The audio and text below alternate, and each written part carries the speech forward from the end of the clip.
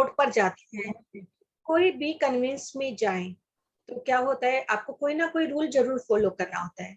Red light jump नहीं करनी, yellow पे स्टार्ट करना है, ग्रीन पे चलना है, यू टर्न नहीं है तो आपको वहां से यू टर्न नहीं लेना, या राइट साइड नहीं जाना तो राइट साइड नहीं जाना।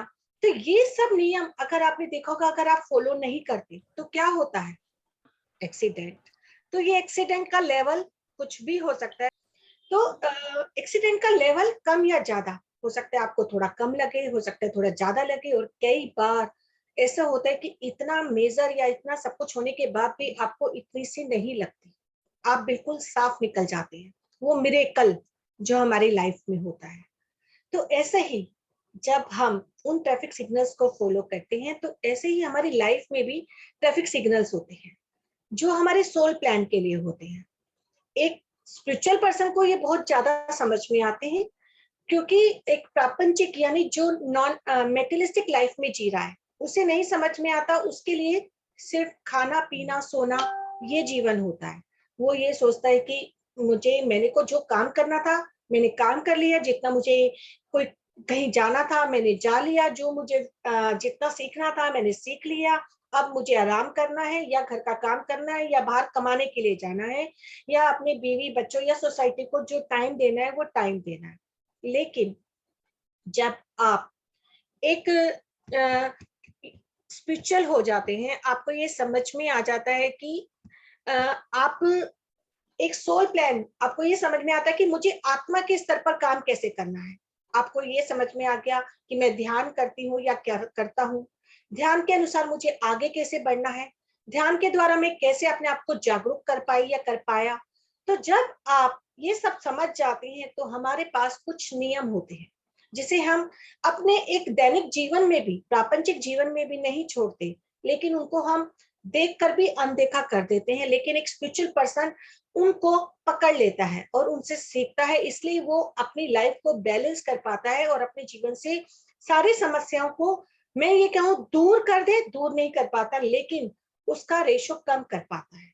आपको कोई डिजीज आ रही है, कोई सफरिंग आ रही है, चाहे वो फिजिकल है, चाहे वो सोशल है, चाहे वो स्पिरिचुअल है, या कोई मानसिक रोग है, किसी भी तरह का, लेकिन आपका पर्सपेक्टिव चेंज हो जाता है। आप पहले उसे दुख और दुख की तरह देखते हैं, लेकिन जब आप ये नियमों को और एक स्पिरिचुअल हो जाते हैं, ध्यान के साथ जुड़ जाते हैं, तो आपका वे बदल जाता है कि ये जो मेरे जीवन में घटित हो रहा है, चाहे अच्छा या बुरा, वो मुझे सिखाने के लिए आया है। मेरे को उससे कुछ ना कुछ सीखना है, वो मेरी लर्निंग है। मुझे उसे दोष नहीं देना, मुझे उसे कोसना नहीं, मुझे उसे ब्लेम नहीं करना, किसी और को दोषी नहीं ठहराना कि उसकी वजह से मेरे जीवन में ये समस्या आई, या मैं इस परेशानी में आया हूँ किसी और की वजह से आया हूँ। तो वो वे आपका बदल जाता है। तो ये जो सोल प्लान्स के नियम हैं, ये रूल्स हैं, हमारे पास 10 हैं ट्रैफिक सिग्नल्स। तो पहला ट्रैफिक सिग्नल हमारा दोस्तों है, don't lose any opportunity without exploring it. अर्थात आपके जीवन में कोई भी मौका आए, आपको उसे जाने बिना, उसे समझे बिना छोड़ना नहीं। कई बार क्या होता है, मैं दोनों लाइफ को साथ लेके चल रही हूँ, आप दोनों लाइफ से समझिए कि प्रापंचिक और एक स्पिरिचुअल पर्सन उसको कैसे लेगा।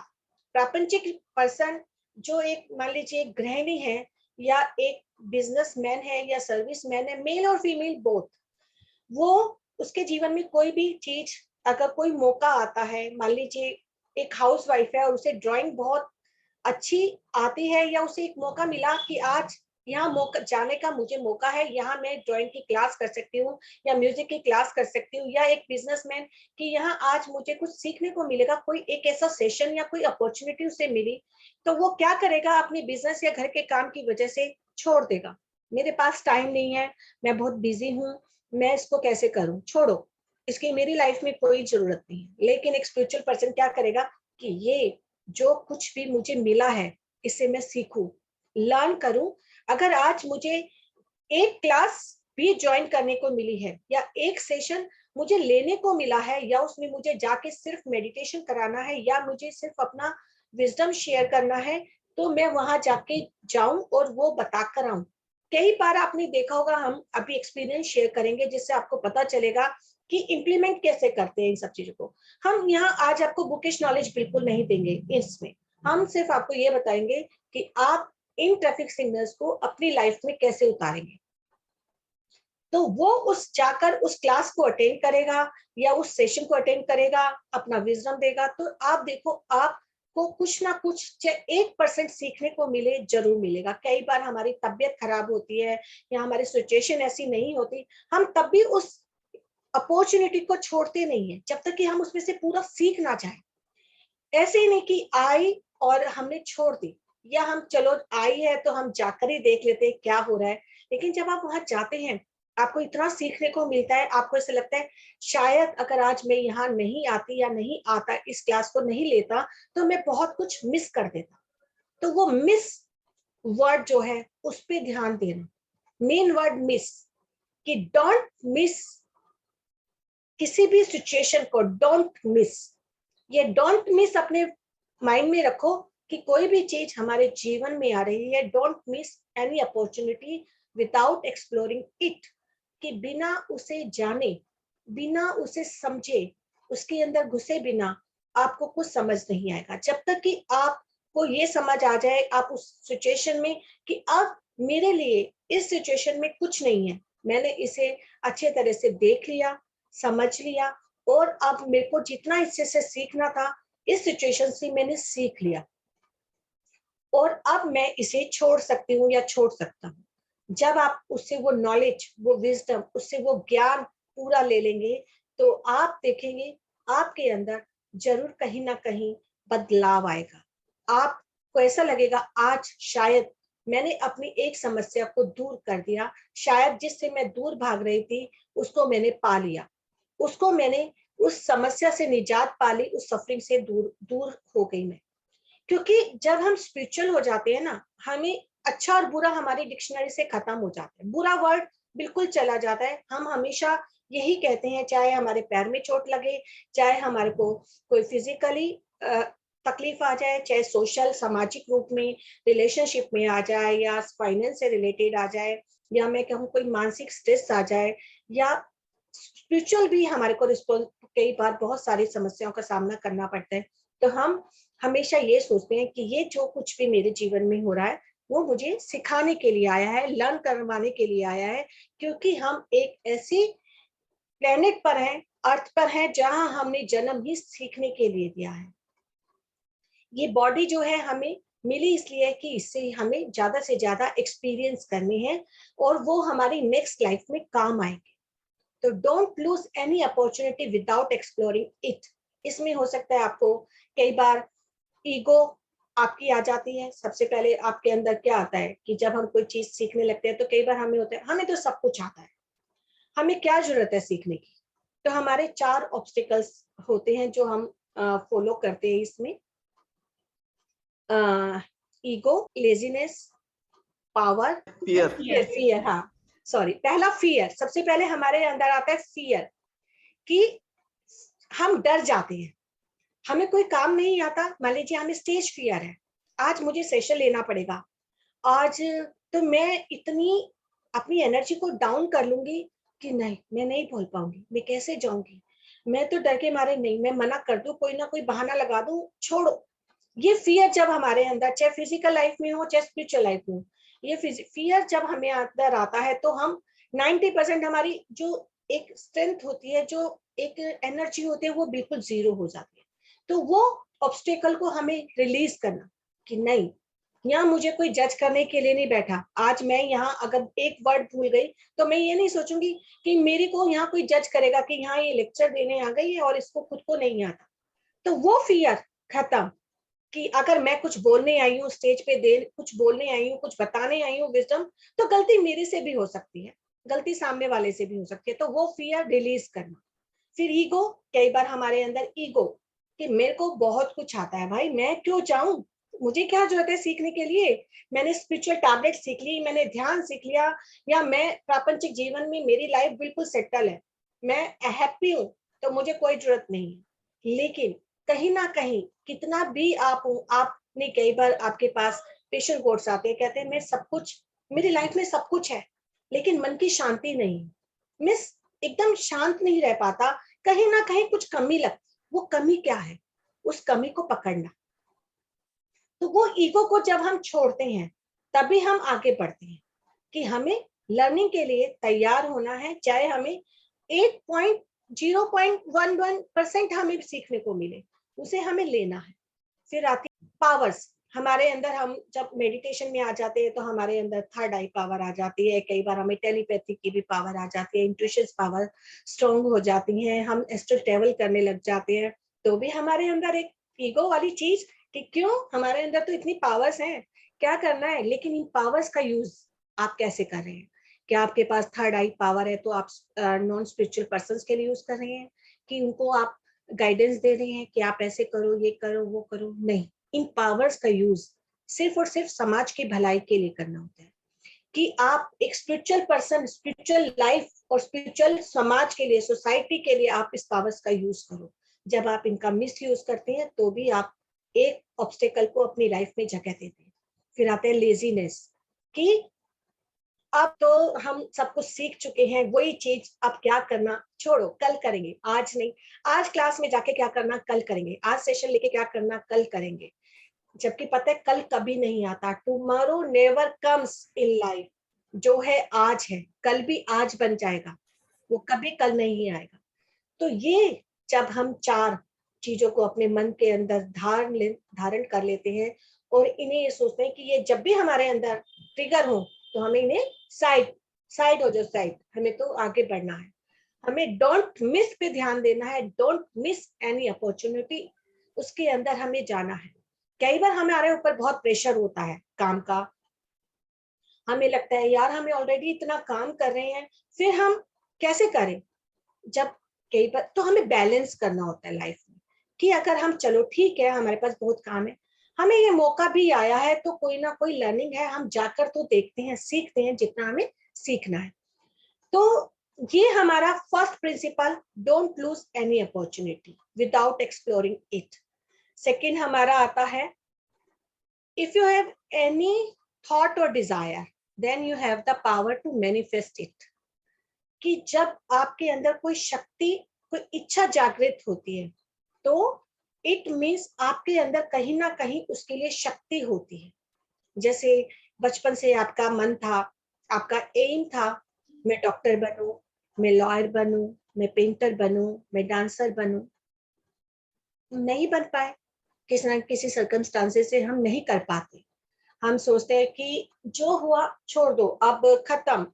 लेकिन हमने कभी ये नहीं सोचा, अगर ये इच्छा हमारे अंदर जागृत हुई है तो क्यों हुई है, किस लिए हुई है, हमें इससे क्या सीखना है? हमारे अंदर इतनी पावर है कि हम उस पावर से अपने आप को आगे बढ़ा पाए, उस इच्छा को पूरा कर पाए, इतनी एनर्जी हमारे अंदर है। ये जब हम जान लेते हैं कि बिना शक्ति की इच्छा जागृत नहीं होती, उस इच्छा को हमें पूरा करना है। अगर हम वो इच्छाएं बचपन से, जैसे हमने देखा, हम काउंसलिंग करते हैं, पेशेंट बोर्ड्स हमारे पास आते हैं तो हम क्या देखते हैं, वो कहते हैं बचपन में हमारी इच्छा थी हम सर्विस करें, हमारी इच्छा थी हम ऑफिस जाएं, हमारी इच्छा थी हम डांसर बने, हम पेंटर बने, लेकिन हम नहीं कर पाए, हमारे सर्कमस्टांसेस ऐसे नहीं थे, हमारे पेरेंट्स ने नहीं किया, या पेरेंट्स, शादी से पहले हमने किया लेकिन शादी के बाद हमारी वो इच्छा दब गई, फैमिली की वजह से, फैमिली प्रेशर की वजह से। तो क्या होता है, जब आप किसी इच्छा को मारते हैं तो आपके अंदर डिजीज घर करती हैं, क्योंकि you create your own reality. आप धीरे धीरे उनको बढ़ावा देते हैं अपने अंदर किसी और रूप में, सफरिंग के रूप में, कि आओ, मैंने तो अपनी इच्छा को मार दिया, मैंने अपने इमोशंस को दबा दिया, जो मैं कहना चाहती थी या कहना चाहता था मैं उसे नहीं कह पाया, क्योंकि मेरे अंदर इतनी शक्ति ही नहीं थी कि मैं अपनी बात को कह पाऊं। लेकिन कहीं ना कहीं आपके अंदर उतनी शक्ति थी कि आप उस बात को कह पाए, उस बात को पूरा कर पाए। अगर ऐसा नहीं होता तो आज कोई भी डॉक्टर, इंजीनियर, लॉयर, टीचर, या आज हम कहें हम स्पिरिचुअल मास्टर भी नहीं बनते अगर हमारे अंदर वो एनर्जी नहीं होती।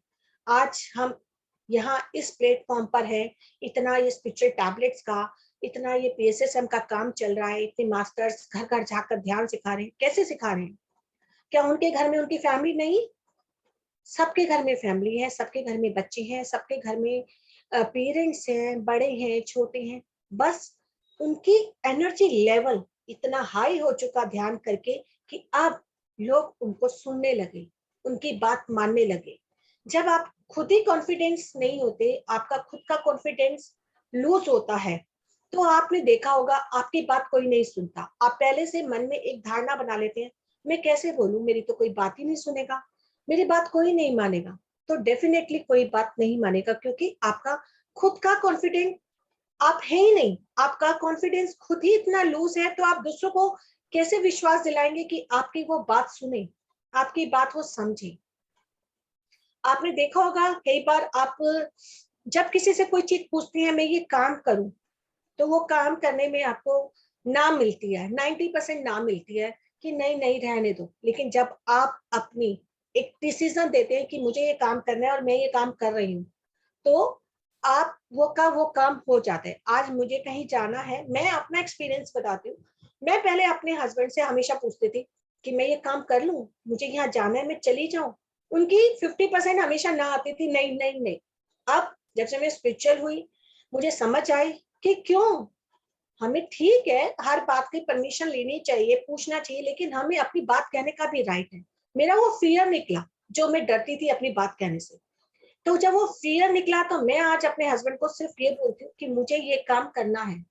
आज मेरा सेशन है, मैं वहां जाऊंगी। आज मुझे PMC ऑफिस जाना है, मैं ये आनंदो ब्रह्मा का फिजिकली प्रोग्राम कर रही हूँ, ये ऑर्गेनाइज कर रही हूँ मैं। तो मैं सिर्फ अब उन्हें डिसीजन देती हूँ, तो अब उन्हें भी धीरे धीरे आदत पड़ गई कि हाँ, ये जो कह रही है मुझे सुनना ही है।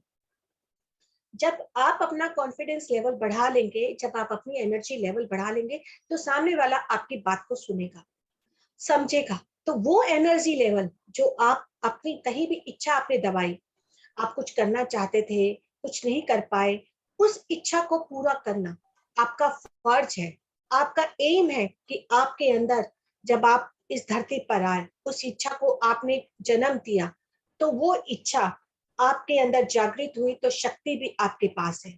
उस शक्ति को खोना नहीं, उस शक्ति को हमें पूरा का पूरा अपने साथ जोड़ना है और उस इच्छा को पूरा करना है। जितने आपके अंदर सामर्थ्य है, जैसे हमने सबने, कईयों की एज अबव 50 थी जब हमने स्पिरिचुअल टैबलेट ज्वाइन करा। इसमें हमने पेपर भी दिया।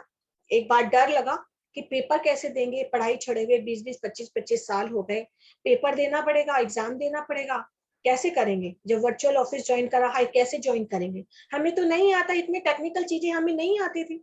तो सब सीखा ना, कि नहीं, हम सीखते हैं, ट्राई करते हैं। जूम जब आया, किसी को आता था जूम चलाना? 90% लोगों को जूम चलाना नहीं आता था, और आज 90% लेडीज जूम को चला रही हैं। ऐसी लेडीज जो बिना पढ़ी लिखी हैं, वो जूम को चला रही हैं। जो प्रॉपर हिंदी बोलती हैं, जिन्हें टेक्निकल का टी भी नहीं आता, वो जूम को चला रही हैं। कैसे? सिर्फ उनके अंदर एक इच्छा थी ना, कि मुझे ये काम करना है, मुझे ये काम सीखना है। तो मैंने खुद अपने आप को बहुत एक्सप्लोर करा, मुझे कुछ भी नहीं आता था और मैंने यहाँ आके सीखा। मैंने खुद ये अपनाई। पहला रूल अपने ऊपर हमेशा मैं लागू करती, don't lose any opportunity without exploring it. Second भी मैंने अपने जीवन में बहुत बार अपनाया, कि बिना इच्छा के, जब मैंने ये सुना कि हाँ, शक्ति जागृत बिना शक्ति के इच्छा जागृत नहीं होती, मैंने मंडाला आर्ट शुरू करी। क्योंकि मुझे लगा कि मैं ड्राइंग पेंटिंग पहले बहुत करती थी, मेरा इंटरेस्ट था, डांस का बहुत इंटरेस्ट था, और ये लगा कि क्यों, एज मैटर थोड़ी करती है, हमें सीखना है तो सीखना है। पति सर ने हमेशा कहा कि एज कभी मैटर नहीं करती, आपकी सीनियरिटी मैटर करती। आप सीनियर हो या जूनियर, आप हमेशा एज के अकॉर्डिंग सीनियरिटी की तरफ जाते हो, ना कि आप बूढ़े होते हो। नेवर ओल्ड, कभी ओल्ड नहीं होते। तो हम जब सीखना चाहें, तो हम 60 साल की उम्र, क्या हम 80 साल की उम्र में भी सीख सकते हैं। और नहीं सीखना चाहे तो 5 साल का, 10-15 साल का बच्चा भी नहीं सीखेगा, अगर उसके अंदर इच्छा नहीं है। तो ये इच्छा जो हमारे अंदर कहीं ना कहीं है, आज यहाँ 44 लोग हैं, कोई मुझे बताएगा किसी के अंदर कोई इच्छा है जो सीखना करना चाहता था? Please raise your hand. और वो उसने अपनी इच्छा और शक्ति को इच्छा को दबा दिया और आज तक उसने उसे नहीं पूरा किया। उसके मन में काफी टाइम से था, बचपन से था उसका एक उद्देश्य कुछ करने का। क्या है कोई ये शेल वाला? मुझे था डांस सीखने का, लेकिन मैं अभी तक सीखी नहीं डांस। तो क्यों नहीं सीखा? डर था या एज मैटर था या फैमिली सपोर्ट नहीं था? ये थोड़ा फाइनेंशियल भी कि फिर अब डिपेंडेंट है ना दूसरों के ऊपर फाइनेंशियली भी, और अभी भी है ही, तो इतने पैसे लग जाएंगे करके। लेकिन अब तो YouTube से आप सब कुछ फ्री में सीख सकते हैं। ऑनलाइन सेशंस हाँ आपको इतने मिल जाते हैं कि आप चाहे तो कुछ भी कर सकते हैं। नहीं, सही बोल रहे हैं, वही अभी बहुत अब चीजें। आज जब कोरोना काल आया, उससे पहले आपके पास इतनी अपॉर्चुनिटीज नहीं थी, लेकिन कोरोना काल ने आपको ऑनलाइन बहुत कुछ सिखा दिया। ये स्पिरिचुअल वर्ल्ड ने आपको इतना कुछ सिखा दिया कि आप कहीं भी कुछ भी सीख सकते हैं, लर्न कर सकते हैं। तो ये जो इच्छा है आपके अंदर दबी हुई, उसे आपको जरूर जागृत करना है, उसे जरूर सीखना है। अगर नहीं सीखेंगे तो क्या होगा? कोई ना कोई डिजीज, कोई ना कोई इमोशन जो आपने दबा दिया, वो आपको डिजीज के रूप में आपकी बॉडी के अंदर अलार्म के रूप में आपके अंदर जरूर आएगा। तो हमेशा जब आपके अंदर कोई भी इच्छा है, तो वो शक्ति भी है, इस बात को आपको समझना है। इसके लिए हम दो तरह से प्लानिंग कर सकते हैं, इंडिविजुअल प्लानिंग और ग्रुप प्लानिंग। इंडिविजुअल प्लानिंग में ऐसा होता है कि आप अपने आप को एक्सप्लोर करेंगे। मान लीजिए पहले आपको कंप्यूटर सीखना है, मान लीजिए आपके अंदर कंप्यूटर सीखने की इच्छा है। कंप्यूटर में पहले आप उससे ऑन ऑफ करना ही सीखेंगे। सबसे पहले काम वही होता है कि हम ऑन कैसे करेंगे, ऑफ कैसे करेंगे, हम जूम सेशन कैसे स्टार्ट करेंगे, इसमें म्यूट अनम्यूट कैसे करेंगे, स्पॉटलाइट कैसे करेंगे। ये धीरे धीरे आपका स्किल बढ़ता जाएगा। जब आप इंडिविजुअली, जब आप इतना सारा सीख जाएंगे, अब आपको लगेगा ग्रुप में मैं इसे कैसे प्रेजेंट करूं। वही ग्रुप फियर, जो फियर आपके अंदर था, अब स्टेज परफॉर्मेंस में आने के बाद आपका एनर्जी लेवल इतना हाई होना चाहिए कि आप जो भी बात बोलें या जो भी काम करें, वो फियर को हटा के करें। अब उसे आपको ग्रुप वाइज अपनी प्लानिंग करनी है कि आज मैं इस सेशन में जाके पूरा म्यूट एंड म्यूट मैं देखूंगी, मैं स्पॉटलाइट करूंगी, गलती होगी कोई बात नहीं, मैं सीखूंगी कैसे जब तक मैं करूंगी। तो ये अपने आप को आगे बढ़ाना, हमें डरना नहीं। हर प्रिंसिपल को, हर ये ट्रैफिक सिग्नल को अगर आप अपने जीवन में 10 के 10 उतार लेंगे, तो 99% आपकी समस्याएं सॉल्व हो जाएंगी। अपने रूम में आप इन्हें लिख के रख सकते हैं, उसे बार बार पढ़ सकते हैं। तो इस तरह से हम ये सीखते हैं। हमारा सेकंड रूल हुआ कि आप बिना शक्ति के इच्छा जागृत नहीं हो। थर्ड रूल हमारा है suffering is due to individual ignorance, यानी कि अज्ञानता के कारण आपके जीवन में सफरिंग्स आती है। अज्ञानता कैसे? कैसे आपको लगेगा हम अज्ञानता से अपने जीवन में सफरिंग्स कैसे लाते हैं? जब आप दूसरों को ब्लेम करते हैं कि तेरे कारण मेरे जीवन में ये हुआ, तुम्हारे कारण मैंने ये फेस किया, तुम्हारे कारण, जैसे इन लॉज, हम अपने ज्यादातर ससुराल में जाके गर्ल्स का ये काम रहता है कि मेरे जीवन में उनके कारण बहुत कुछ हो रहा है, मेरे ससुर अच्छे नहीं है। ये रिलेशनशिप में बहुत ज्यादा मैटर करता है। रिलेशनशिप में आपने देखा होगा कि हम ब्लेमिंग मोड में बहुत रहते हैं। हर किसी को कोई भी समस्या हमारे साथ हो, हस्बैंड वाइफ को हर समस्या के लिए ब्लेम करता है। उसके दूर से कुछ होगा तो वो वाइफ को ब्लेम करेगा। घर में इन-लॉज को ब्लेम करना, को सिस्टर्स को ब्लेम करना, आपकी लाइफ में कुछ भी घटित हो, लेकिन आसपास के लोग ब्लेमिंग मोड में आ जाते हैं। कई बार ऐसा होता है कि कुछ मिसकैरेजेस हो जाते हैं, उसमें भी हम दूसरों को ब्लेम करते हैं। ब्लेमिंग मोड सबसे ज्यादा मैटर करता है। ब्लेमिंग मोड, जब आप दूसरों को दोष देते हैं, जब दूसरों को दोष देते हैं तो वो आपकी अज्ञानता है, क्योंकि आपको नहीं पता ये क्रिएशन आप ही की है। आपके जीवन में सफरिंग्स आए, आपने क्रिएट किया, आपके कर्मा है। 20% कर्मा को आप पिछली लाइफ से लेकर आ रहे हैं, जिनकी वजह से आपको सफरिंग्स मिल रही है। 50% आप इस जन्म के कर्मा से सफरिंग्स ले रहे हैं। 10% आप फ्यूचर से आप इस टाइम कर्मा को अडेप्ट कर रहे हैं और आपके जीवन में किसी ना किसी रूप में सफरिंग्स आ रही हैं।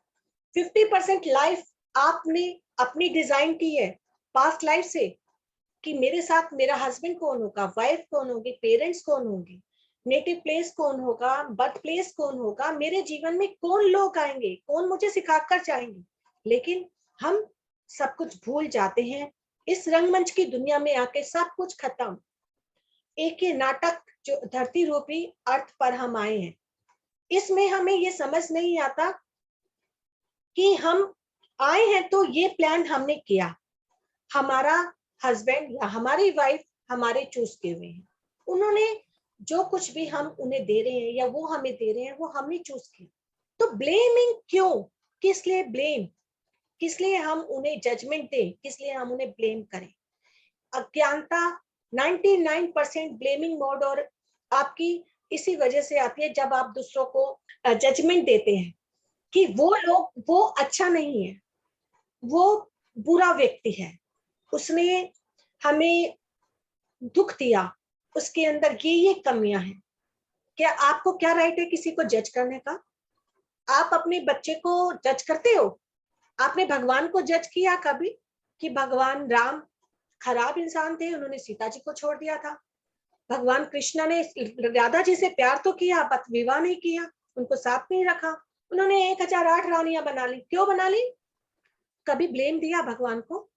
कभी उन्हें जजमेंट दी? तो वो भगवान जो बाहर है वो आपके अंदर है, ये बात आपको समझनी।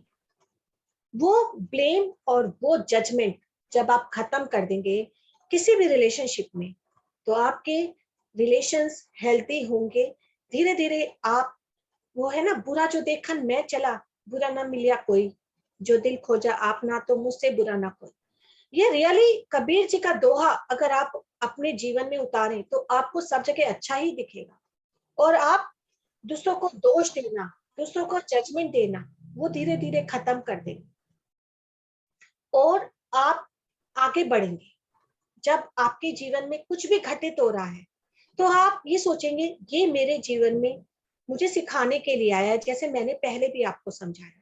तो अज्ञानता आपकी दूर हुई ना, आपको ये समझ में आया ना कि मुझे ज्ञान मिल गया, मुझे किसी को दोष नहीं देना, मुझे ज्ञान मिल गया, मुझे किसी को ब्लेम नहीं करना। ये जो कुछ भी क्रिएशन, जो कुछ भी दुख और सुख मेरे जीवन में है, मेरी फैमिली या मेरे फैमिली बैकग्राउंड्स या मेरे आसपास के लोग मुझे एक सुई भी चुभो रहे हैं, तो वो कहीं ना कहीं मैंने ही क्रिएट किया, कहीं ना कहीं मेरी ही वजह से हुआ। तो उस मेरी वजह को भी आपको, अपने आप को भी ब्लेम नहीं देना कि मैं, मेरी वजह से ऐसा हुआ।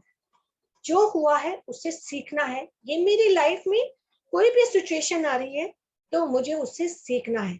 तो suffering is due to individual ignorance. 3 तरह के हमारे जीवन में समस्याएं आती हैं। आदि अध्यात्मिक जो 90% आती है, जब आप ये सीख जाते हैं कि 90% जब आप ये समझते हो, जैसे मैंने बताया ये शरीर है, आप आत्मा के स्तर पर इसे नहीं मानते। दूसरों को दोष देना, दूसरों को जजमेंट देना, अज्ञानता में रहना, हर बार हर पैसे की समस्या हो तो उसकी वजह से हुआ, प्यार की समस्या है तो उसकी वजह से हुआ। ये जब आपको ये समझ आ जाता है कि ये बॉडी लेवल पे है जो कुछ भी है, मैं एक सोल हूँ, मैं इस बॉडी और मृत्यु के, जन्म और मृत्यु से बाहर आ चुका हूँ। मेरे जन्म, अगर मेरा जन्म हुआ है तो मृत्यु भी होगी, ये तथ्य आप समझ जाएं। इस बात को मान ले कि मृत्यु जो है नया जीवन के लिए है, मृत्यु ही नया जीवन है। अगर मृत्यु नहीं होगी तो न्यू लाइफ कैसे मिलेगी? जब हम जाएंगे तभी नया शरीर मिलेगा उस आत्मा को, तो न्यू नर्लिंग स्टार्ट होगी। तो जब आप इस तरह के विचारों को समझ लेते हैं कि मैं सोल हूं, मैं बॉडी नहीं, मृत्यु और जन्म एक पहलू है दूसरे जन्म की, तो ये आपको समझ में आ जाता है। अज्ञानता के कारण आप सफरिंग्स लेते हैं, आपको ये समझ में आ जाता है, आपको ये समझ आता है कि हर सिचुएशन मैं ही क्रिएट करती हूँ या करता हूँ। ये आपको समझ आ जाता है कि इस शरीर रूप, इस धरती रूपी स्कूल में मैं सीखने के लिए आई हूँ, तो आपको ये समझ आ जाता है। तो 90% आपकी समस्याएं खत्म हो जाती है। दूसरी आती है हमारी आदि भौतिक, यानी 9% समस्याएं। जब आप एक फिजिकल केस, ये आपका बॉडी क्या है, एक लिमिटेड फिजिकल बॉडी है जिसमें आपकी लिमिटेशंस रहती हैं, लेकिन आपकी जो सोल है वो अनकॉन्शियस है, अनलिमिटेड है। जो बॉडी है उस कॉन्शियसनेस को अनलिमिटेड में रहती है, उसकी कोई सीमा नहीं है। लेकिन इस शरीर की सीमाएं हैं। कई बार आपको एक सोसाइटी की वजह से, कई बार आपको एक फैमिली की वजह से, बहुत सारी लिमिटेशंस के साथ, जैसे मैंने बताया कि बिना शक्ति के इच्छा जागृत नहीं होती, तो कई बार आपकी लिमिटेशंस आ जाती है। जैसे उन्होंने बताया मैं फाइनेंस की वजह से वो काम नहीं कर पाई, तो कहीं ना कहीं आपकी लिमिटेशन हो गई। तो वो 9% बॉडीज में आपकी समस्याएं आती हैं। ये जब आप एक्सेप्टेंस मोड में आ जाते हैं, सरेंडर मोड में आ जाते हैं, आप चीजों को स्वीकार करने लग जाते हैं, आप आपको समर्पित करने लग जाते हैं, आप एक साक्षी भाव बन जाते हैं, तो ये 9% भी आपका धीरे धीरे कम हो जाता है। तीसरा आता है आदिदैविक। आदिदैविक यानी 1%, जो नेचुरल डिसास्टर्स होते हैं, बाढ़ आना या किसी महामारी का, जैसे इस टाइम कोरोना का फैलना या सूखा पड़ना, इस तरह की जब आपदाएं पूरी एक एक व्यक्ति के लिए नहीं, पूरे समाज के लिए, पूरी सोसाइटी के लिए आती हैं, तो वो 1% होता है। वो कब होता है? जब नेचर के साथ बहुत ज्यादा अर्थक्वेक, जैसे अर्थक्वेक आता है, भूचाल आ गया, तूफान आ गया, जिसमें तहस नहस चीजें हो जाती है। तो वो कब होता है? जब नेचर के साथ छेड़छाड़ की जाती है। जैसे अब कोरोना आया, तो पता है आपको कितना नॉन वेजिटेरियनिज्म बढ़ा, कि इसमें इतने जानवरों को जब मारते हैं, काटते हैं, खाते हैं, तो कहीं ना कहीं नेचर, जो इस धरती पर जीव आया है, वो जीने के लिए आया है। तो नेचर कुछ ना कुछ ऐसी आपदाएं लेकर आता है कि सृष्टि उससे लेसन ले, समझे। वो केवल 1% होता है। और जो उसमें कुछ लोग सभ्य होते हैं, जो बहुत सात्विक होते हैं, उनको नेचर खुद ही उठा के फेंक देता है। बाढ़ के एरिया में से आप देखोगे कि कई बार आपका ट्रांसफर हो गया और आपके जाते वहां बाढ़ आ गई, या वहां बारिश इतनी ज्यादा पड़ी कि सब कुछ तहस नहस हो गया और आप वहां से चले गए, या अर्थक्वेक आया, सब कुछ सबका गया लेकिन आपका कुछ नहीं गया, आप बिल्कुल एकदम ठीक है। तो नेचर ने आपको सपोर्ट किया, क्योंकि आप एक सात्विक पुरुष हैं, आप एक सत कर्म पे चल रहे हैं, आप कोई काम ऐसा नहीं कर रहे, कोई कर्म ऐसा नहीं कर रहे कि नेचर आपको पनिशमेंट दे। वो नेचर की पनिशमेंट होती है जो सबको मिलती है। तो ये 3 प्रकार की समस्याएं जब हमारे अंदर आ जाती हैं, तो हम इन समस्याओं को अज्ञानता के कारण हमारे अंदर जो आया, उसे हम दूर कर पाते हैं जब हमें ज्ञान मिल जाता है। ज्ञान अग्नि दग्ध कर्मा नाम, कि ज्ञान की अग्नि सारे कर्मों को जला देती है, उसका प्रभाव कम कर देती है, और धीरे धीरे आप उस सिचुएशन को इतना लाइटली, इतना एंजॉय करते हैं कि आपको मजा आ जाता है कि चलो जो कुछ भी आया मैंने सीखा। तो ये 3 रूल आज हमने समझे। पहले हम एक्सपीरियंस शेयर करेंगे कि लोगों ने, कुछ हमारे मास्टर्स ने इसमें से इम्प्लीमेंट किए, और उन्होंने कैसे उस इम्प्लीमेंटेशन से अपनी डिजीज को ठीक किया या ठीक हुई, तो वो जानते हैं। पहले हम बुलाते हैं गुरपिंदर, डॉक्टर गुरपिंदर को। Yes doctor Gurpinder. Thank you for wonderful wisdom. और इसमें से मैंने जो फर्स्ट रूल है हमारा कि never lose any opportunity without exploring it, तो इस पे मैं इसी चीज को लेके लाइफ में मैं चलती भी गई, और इसी दिमाग में जो कीड़ा था इसी के कारण ही स्पिरिचुअल टैबलेट में मैं आई, कि जहां से मुझे पता लगा कि कुछ जीके सर को जब पहली बार देखा किसी PSSM के सेशन में, इनके बारे में सुना, मुझे लगा नहीं ये चीज जाननी है। वहां से वो इच्छा जाना, फिर एक शुरू हुआ कोर्स का काम। कोर्स के लिए सबसे पहले जब निहाल जैन सर ने पूछा रेनू मैम ने कि कौन करेगा, तो मेरा हाथ सबसे पहले खड़ा था, लेकिन जैसे ही बताया एग्जाम होंगे तो मन में डर आना शुरू हो गया। तो कैसे करूंगी, जब फर्स्ट एंट्रेंस टेस्ट हुआ तब भी घबराहट, लेकिन मुझे लगा कि नहीं मैं अपीयर होके देखती हूँ। जैसे ही अपीयर हुआ देखा कि यार सारे जने मेरी तरह ही डर रहे हैं, तो वो मेरा फियर चला गया कि सबके अंदर ही एंग्जाइटी है, एक जैसे ही है, तो मैं कुछ वो नहीं हूँ। तो वो चीज भी मैंने इसी तरह से, नहीं तो मैं एग्जामिनेशन उसमें नहीं अपीयर होना था जो टेस्ट था। उसके बाद जब फर्स्ट का मॉड्यूल का एग्जाम हुआ, सेकंड में वो और टफ हो गया, तीसरे में जब आया कि रिटर्न होगा, मेरा बाकी सब चीज ठीक है लेकिन मेरी कुछ हेल्थ इश्यूज ऐसे रहे थे कि अगर 2020 में मैं स्ट्रोक से गुजरी, माइल्ड अटैक से गुजरी, और मेरी मेमोरी का, राइटिंग पावर्स, मेमोरी पावर इतनी इफेक्ट हो गई थी कि मैं लिख कैसे पाऊंगी, मेरा लिखा हुआ कभी मुझे समझ नहीं आता। तो आया कि छोड़ दूं, पर फिर भी मन को जब ये वाली चीज वो रिवीजन करने लगे कि इसमें तो सारे आने हैं, मॉड्यूल्स के क्वेश्चन आंसर्स आने हैं, तो ट्रैफिक सिग्नल जिस दिन मैम हमें रिवाइज करवा रहे थे, फिर आया कि मुझे नहीं, ये अपॉर्चुनिटी लेनी है, बैठ के देखते हैं, तो वो भी क्लियर हो गया। उसके बाद सर्टिफिकेट लेके छोड़ दूंगी जी, आगे नहीं जाऊंगी, बस बहुत हो गया। इतना डर, इतना लगता था कि इतनी विजडम और इतना इंटरेक्ट करना। फिर जयपुर जाने का मौका मिला, जयपुर में यहाँ सब जेम से मिली, तो लगा कि नहीं यार, एक बार तो अभी और आगे कुछ कदम चल के देखना है। जयपुर में सब मास्टर से मिली, जी के सर से मिली, ईशा मैम, ललिता मैम, स्नेह जी, विदुषी जी और रेणु सिरोही मैम, सब तो देख के लगा नहीं, यहाँ पे सफर नहीं एंड करना। नहीं, मैं डिसाइड करके गई थी कि वहां पे सर्टिफिकेट लिया, दी एंड, मैंने और कुछ नहीं आगे करना। लेकिन वहां से वापस आके ऑफिस ज्वाइन करना शुरू कर दिया, जो कि पहले डर लगता था। ऑफिस में सबसे मिलना शुरू किया, दीप्ति मैम, सुप्रिया मैम, इन सब की गाइडेंस से मुझे मेडिटेशन के सेशन देने, ये तो मैं ऐसे ऐसे अपना हौसला बढ़ाती गई। जहां पे आता एंड करूंगी, उसी समय कुछ ऐसी अपॉर्चुनिटी आ जाती कि लगता नहीं, करके देखती हूँ, एक बार करके देखती हूँ। और जैसे ऑस्ट्रेलिया सेशन में मुझे मिला कि इंग्लिश में meditation, Isha ma'am, Gurpinder you can do. मैंने कहा मैम, मैं स्ट्रोक के बाद मेरी कंडीशन ऐसी हो गई है कि मैं कई बार वर्ड्स भूल जाती हूँ, मैं लिख नहीं पाती। कहते आपने सिर्फ बोलना है, आंखें बंद करके, बेशक कैमरा। और जब मैंने वो लिया, सेशन में घुसी, मैंने कहा ठीक है, अगर ना होगा तो आगे से नहीं देंगे। तो मेडिटेशन का सेशन इंग्लिश में जब लिया, उसके बाद तो मुझे खुद पे कॉन्फिडेंस, बल्कि जब मैंने वो अपॉर्चुनिटी नहीं छोड़ी, उसको कैश किया उस अपॉर्चुनिटी को, तो मुझे बेनिफिट मिला। फिर सब लोग कभी गाते बजाते ग्रेटिट्यूड डे में रहते थे, तो सब बोलते थे कि आनंद ब्रह्मो के जब जोन्स बटे, तो फिर मेरी ऐसी हैबिट बन गई कि स्नेह मैम ने पूछा कि जोन 1 में, मैम यस, फिर हर बात के लिए yes ma'am, I am there.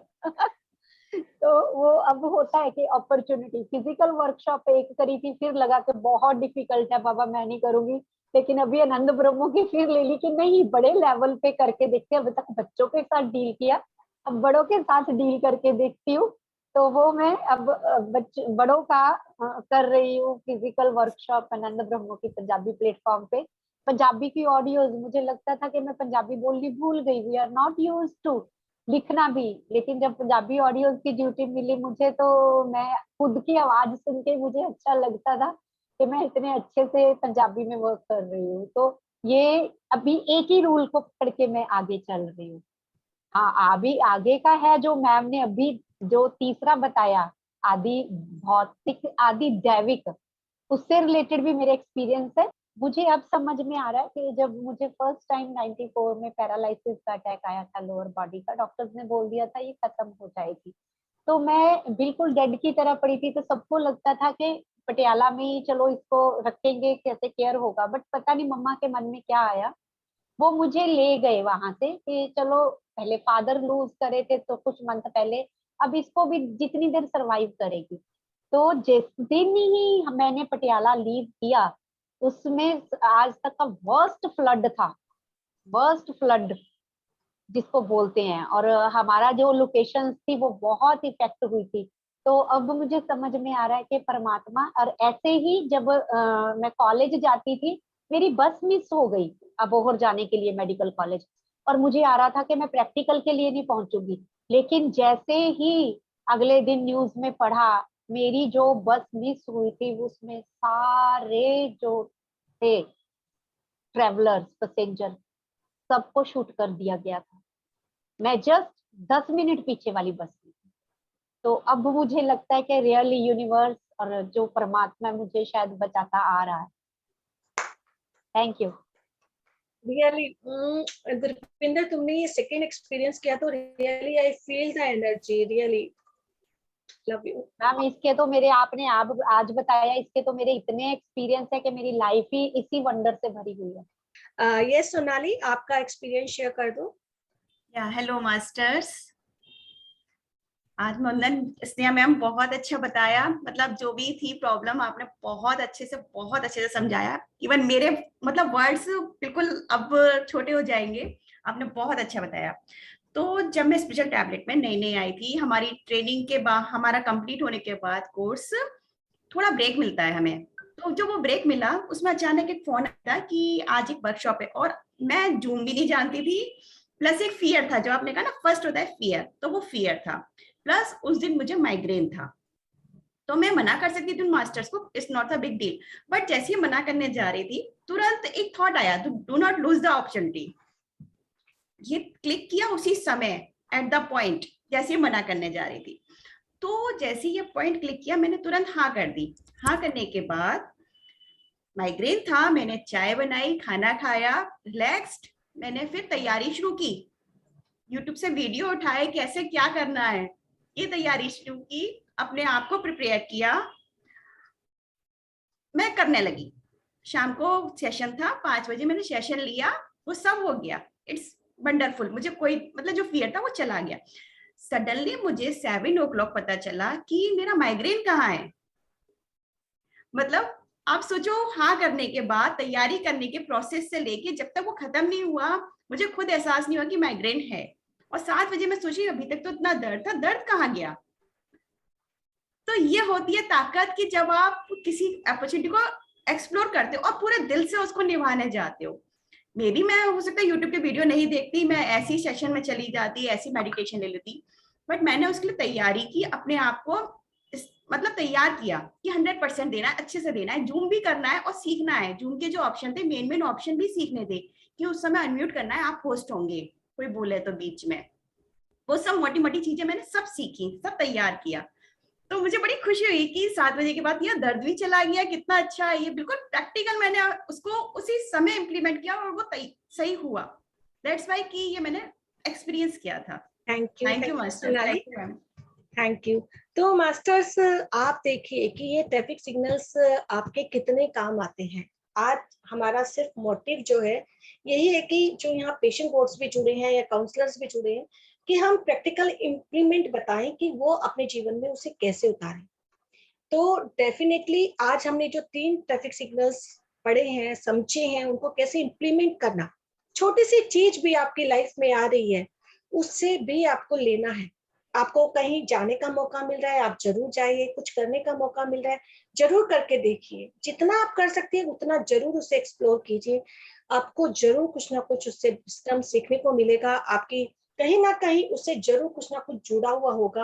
हो सकता है आपकी कोई डिजीज उससे ठीक हो जाए, जैसे सोनाली का माइग्रेन ठीक हुआ उसी टाइम। नहीं तो माइग्रेन जैसी चीज में आप सोच नहीं सकते कि क्या कंडीशन जिनको है वो फील कर सकते हैं कि उसमें हालत कैसी होती है। ट्रैफिक सिग्नल्स जो है हमारी बैकबोन के साथ है, आपकी रीढ़ की हड्डी, जहां से शुरू होती है और जहां पे खत्म होती है। और ये आपके लेग्स पेन में भी काम करते हैं, यानी पैरों में आपके दर्द है तो ये आपका पैरों के दर्द में भी ऊपर से लेकर नीचे तक काम करते हैं जब आप इन्हें अपने जीवन में उतार लेते हैं। और पूरी बैकबोन, रीढ़ की हड्डी जहां से यहाँ से स्टार्ट होती है और नीचे टेल बोन का पॉइंट जहां होता है वहां तक, तो ये जो तीनों सिग्नल है आपकी पहले निचले हिस्से के लिए बहुत काम करते हैं। कई बार आपसे देखा होगा बैठा नहीं जाता, आपकी टेल बोन में इतना पेन होता है नीचे के हिस्से में कि आपको बस बार बार आप ऐसे ऐसे और अब बस लगता है इसको बैठा नहीं जा रहा, हम लेट जाए। तो आप ये तीनों ट्रैफिक सिग्नल्स अपना के देखिए, आज ही से खोजना शुरू कीजिए कि आपको कौन सी अपॉर्चुनिटी मिल रही है और हमने कौन सी छोड़ी। थोड़ा अपने आप जैसे को स्लिप डिस्क की प्रॉब्लम होती है कईयों को ना, स्लिप डिस्क में मेनली ये होता है कि नीचे वाली जो डिस्क में वो जो गांठें होती हैं जो स्पाइनल कॉर्ड की, वो जो होती हैं, वो जब आप इन तीनों को अपनाएंगे अपने आप, जैसे अभी सोनाली ने कहा ना कि पता ही नहीं चला, ढूंढते रह जाओगे, सब ढूंढते रह जाओगे कि कहाँ थी प्रॉब्लम। रियली इसने thank you so much, you explained very well. Thank you so much. तो फिर मिलेंगे हम अगले ट्रैफिक सिग्नल्स के साथ, तो आप जरूर हमारे साथ जुड़िए और अपने जीवन में उतार लिए। Bye bye, love you all, thank you.